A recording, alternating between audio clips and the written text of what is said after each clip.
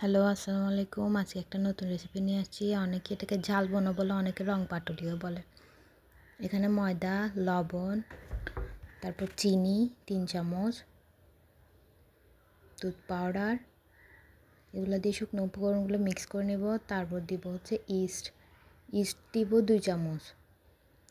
East দেওয়ার পরে এগুলো ভালোভাবে মেখে এখানে তেল দিয়ে দিব। 3 চামচ মতো আমি তেল দিব। তেল দেওয়ার পরে এগুলোকে ভালোভাবে মেখে নিব। এরপর আস্তে আস্তে গরম পানি দিয়ে একটা সফট করে ডো বানাবো। এটাকে ভালোভাবে মথতে হবে, অনেকক্ষণ সময় নিয়ে মথতে হবে। মথার পরে রেস্টে রাখতে হবে। এরপরে পেঁয়াজ, চিকেন, আদা, রসুন, কাঁচামরিচ এগুলো দিয়ে ভালোভাবে নেড়ে চেড়ে এর মধ্যে কাঁচামরিচ, তারপরে চিলি ফ্লেক্স, হলুদ, লবণ, মরিচ, ধনিয়া গুঁড়া দিয়ে ভালোভাবে নেড়ে এখানে চিকেন দিয়ে দিতে হবে। এগুলো ভালো করে রান্না করতে হবে।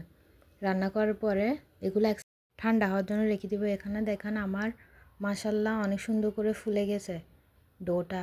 এখন ডোটাকে ভালোভাবে মথে ছোট ছোট লেচি বানাতে হবে। ছোট ছোট লেচিগুলোর মাঝখানে ওখান থেকে পুর নিয়ে দিতে হবে।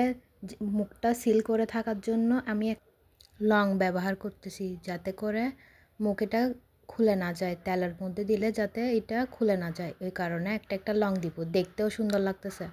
দেখেন আপনারা, আমি আবার কয়েকটা করে দেখাই দিচ্ছি যাতে করে ভালোভাবে বুঝতে পারেন।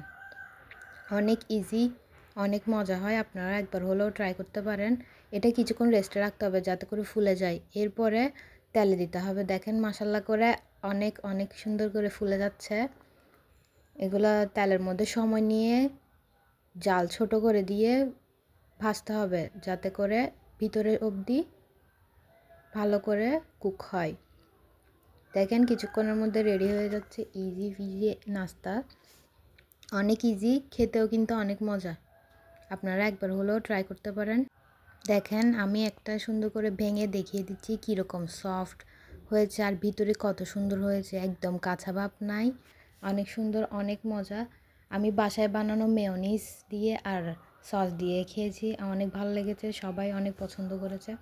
আপনারাও চাইলে একবার বাসায় এরম করে বানাতে পারেন। আশা করি সবার ভালো লাগবে। আল্লাহ হাফেজ, বাই।